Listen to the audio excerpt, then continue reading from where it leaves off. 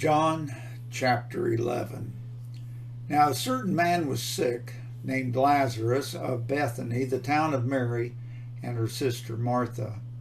It was that Mary which anointed the Lord with ointment and wiped his feet with her hair, whose brother Lazarus was sick. Therefore his sisters sent unto him, saying, Lord, behold, he whom thou lovest is sick. When Jesus heard that, he said, This sickness is not unto death, but for the glory of God, that the Son of God might be glorified thereby. Now Jesus loved Martha and her sister and Lazarus. When he had heard, therefore, that he was sick, he abode 2 days still in the same place where he was. Then after that he saith to his disciples, Let us go into Judea again. His disciples say unto him, Master, the Jews of late sought to stone thee, and goest thou thither again? Jesus answered, Are there not 12 hours in the day? If any man walk in the day, he stumbleth not, because he seeth the light of this world. But if a man walk in the night, he stumbleth, because there is no light in him. These things said he, and after that he saith unto them, Our friend Lazarus sleepeth, but I go that I may awake him out of sleep. Then said his disciples, Lord, if he sleep, he shall do well. Howbeit Jesus spake of his death, but they thought that he had spoken of taking of rest and sleep. Then said Jesus unto them plainly, Lazarus is dead, and I am glad for your sakes that I was not there, to the intent ye may believe. Nevertheless, let us go unto him. Then said Thomas, which is Didymus, unto his fellow disciples, Let us also go, that we may die with him. Then when Jesus came, he found that he had lain in the grave 4 days already. Now Bethany was nigh unto Jerusalem, about 15 furlongs off. And many of the Jews came to Martha and Mary to comfort them concerning their brother.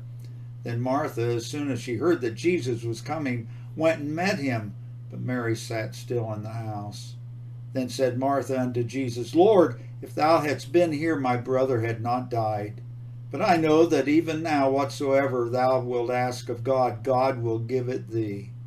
Jesus saith unto her, Thy brother shall rise again.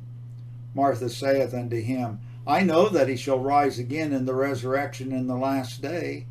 Jesus said unto her, I am the resurrection and the life.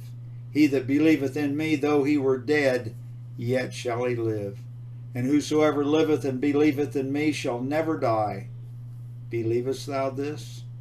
She saith unto him, Yea, Lord, I believe that thou art the Christ, the Son of God, which should come into the world.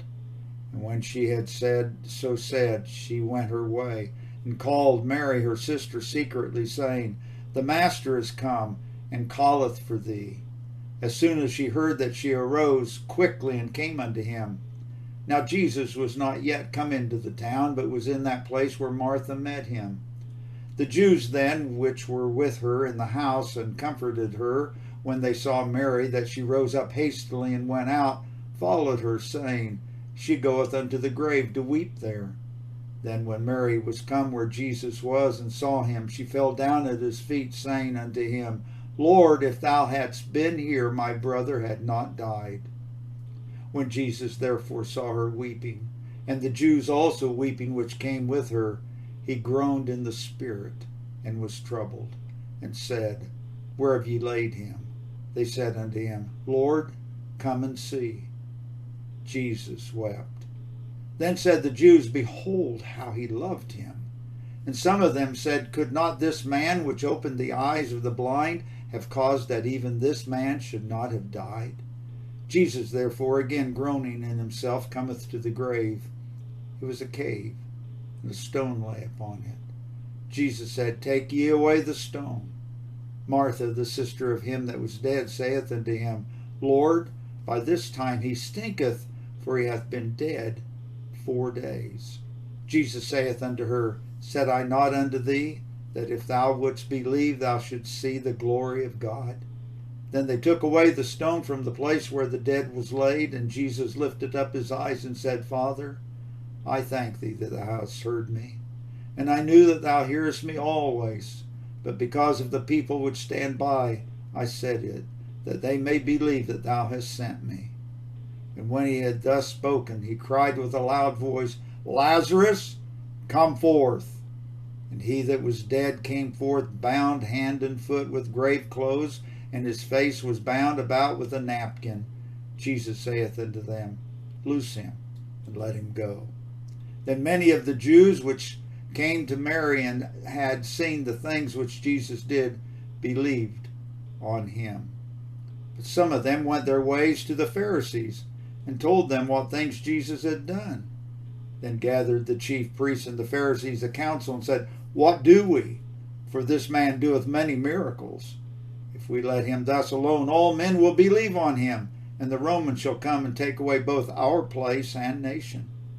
And one of them, named Caiaphas, being the high priest that same year, said unto them, Ye know nothing at all, nor consider that it is expedient for us that one man should die for the people, and that the whole nation perish not.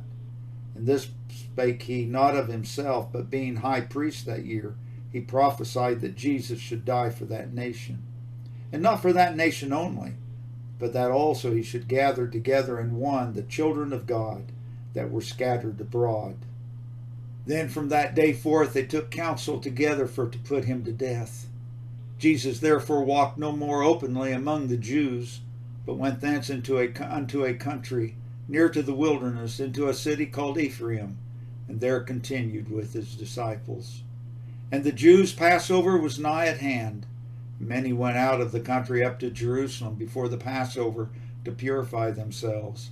Then sought they for Jesus, and spake among themselves as they stood in the temple, What think ye, that he will not come to the feast?